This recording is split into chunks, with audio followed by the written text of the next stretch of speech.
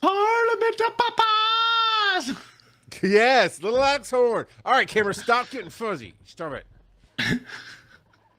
Hot Fuzz. That's gonna be your new nickname. Yeah. All right, Taskmaster, tell me. All right, so this comes to us from your favorite subreddit, Am I the Buttface? And it comes to us from a Redditor named Mountain.824. Says, Am I the Buttface for enforcing basic boundaries on my daughter's sleepover? And to premise this, they want to ask if their reaction was... If their reaction makes them the butt face, not necessarily what happened, but how they handled it. So let's get into it. I, 42 male, have 2 kids living with me. My daughter, Anya, 17 female, and my stepson, Noah, 14 male. Noah's mom passed a few years ago, and I've had full custody since. He's had a rough go of it. He's had a rough go of it, but he's a good kid with his quirks. He's not antisocial or shy, but he does not appreciate having his space invaded. And when very upset, he can kind of shut down. Anya is much more outgoing and has a lot of friends. She asked to have a sleepover this weekend with 4 of them. I said yes, of course, but given that the friend... Okay. Yes, 5 girls total.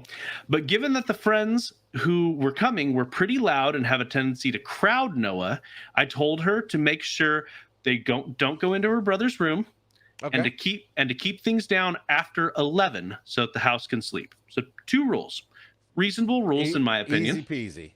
Yep. So, to my surprise, I came upstairs to check on them at about 10. They are 17, so all 5 girls are 17. I didn't think I needed to check on them every hour or something, and they were in Noah's room. And they looked like they'd been there a while. Sister-in-law, huh? Yep. 2 were literally sitting on his bed with him there. One of them was flipping through his sketchbook. Another was messing with his other stuff, and they were all kind of giggling in this weird way. Noah was clearly upset. He didn't say anything or move, but there were tears in his eyes, and he didn't respond when I tried to talk to him. I told the girls to get out right then, and that I was calling every single one of their parents. Anya was pretty upset with me, but I told her that I gave them 2 rules, and they failed spectacularly. I did actually call all of their parents and sent them home as soon as possible. Anya blew up saying I embarrassed her. I told her to go to her room and that we would speak on this in the morning. I spent about 20 minutes with Noah before he decided he wanted to cool down on his own, and I went back to my daughter, who chose not to speak with me. It's late. Both of my kids are hopefully asleep, and I'm left not knowing if I handled things right. Am I the butt face? Okay. You're not the butt face for that moment. You're the butt face for not having built that relationship with your kid to get to that moment. Explain. So, young kids of mine always have pushed boundaries, right? We'll tell them not to do something, but from day one of them bringing over friends, we give them a few rules. One of them is, you know who we are. We don't put up with stupid, and stupid is and stupid does. It's not an intelligence level, although it can be. It is. Yep. It is more of, hey, no, we treat humans like humans, basically. No stinky sprays because it gives all of us headaches. We're a perfume-free house, and that's that's it. Respect human beings, treat everybody like human beings, and no fragrances. And somebody will always try to test that, either be it one of my kids or somebody else's. And we said we don't put up with stupid because we're going to say something. We might not send them home. We might not make a big deal, but we're going to call it out and make somebody feel bad about it. Yep. And somebody always tries, right? And so, but from young, I'm talking about 6, 7 years old, we built that relationship. So we make our daughter at 16 she would bring her friend over who stunk. I mean, just bad. And we make it a point, not Like necessarily to BO or fragrance, both. okay. Like, yeah, just a mix of both. So perfume covering up BO and a strong Yeah. amount of it. Okay. Yep. And so we try not to embarrass people, but I've had to go, y'all can't, I'm not saying leave, but you cannot be in here.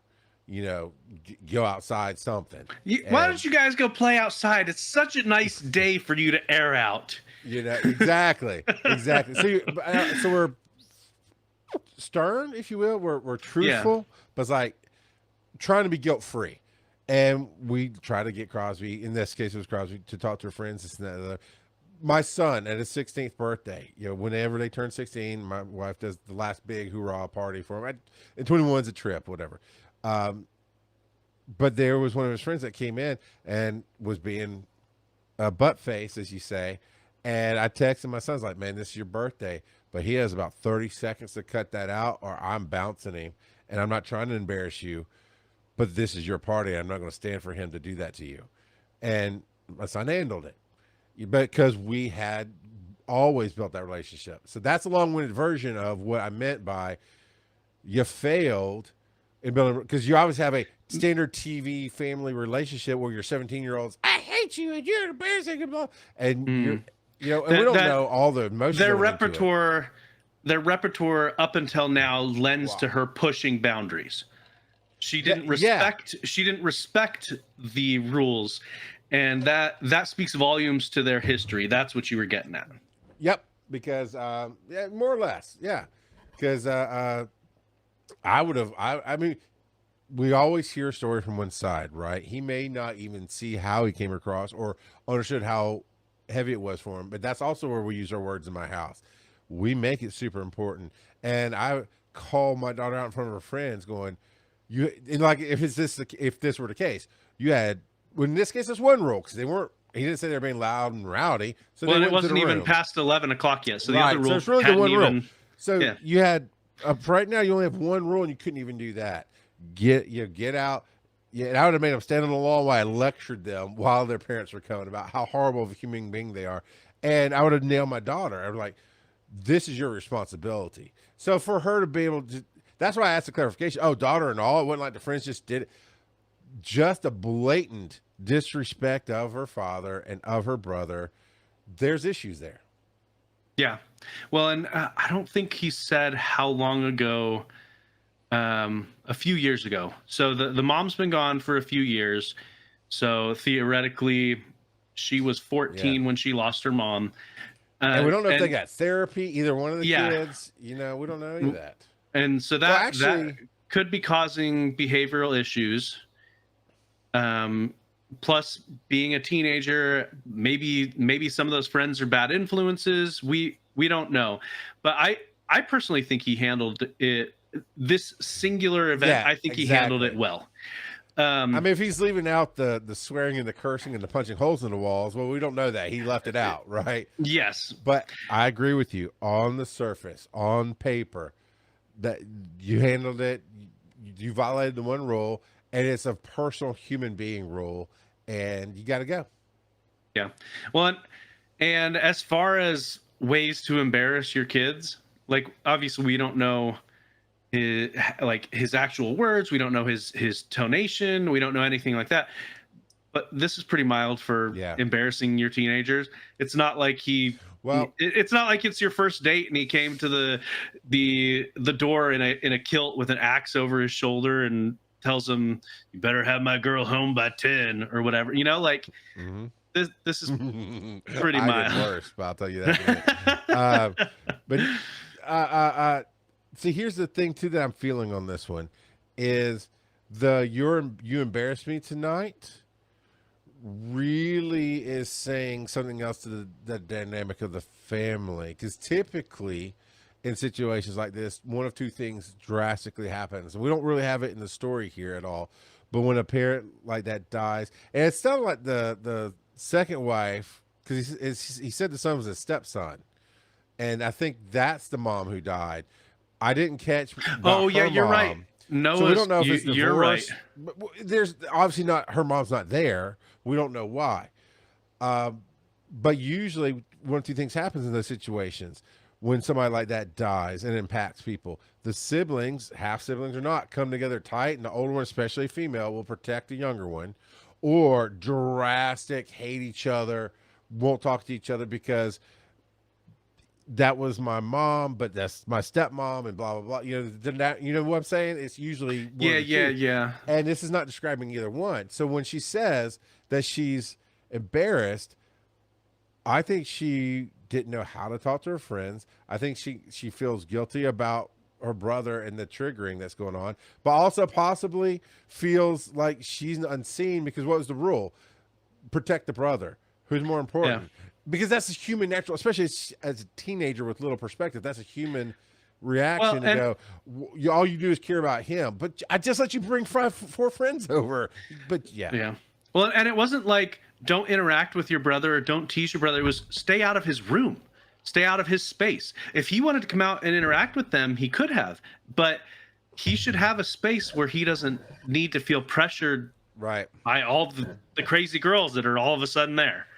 But I So, but and this whole, well, I thought they were 17. I didn't need to check on them. Well, you thought you needed to make a rule about them, didn't you? And secondly, let me tell you, I don't care how old you are. You're in my house. I keep tabs, man.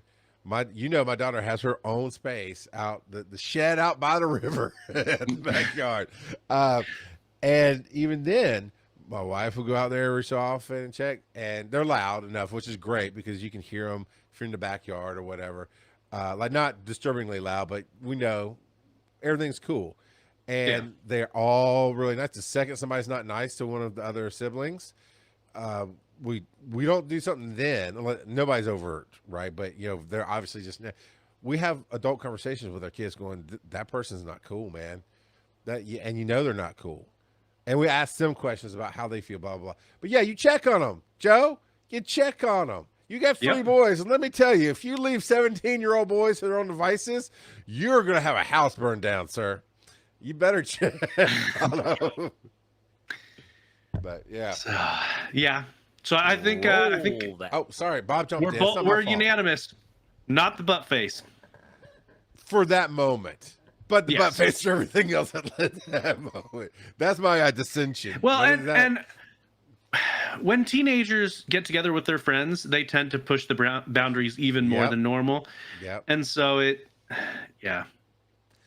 Man, none of us as humans ever want to come off as different typically, and especially as teenagers. Oh, I'm But- weird.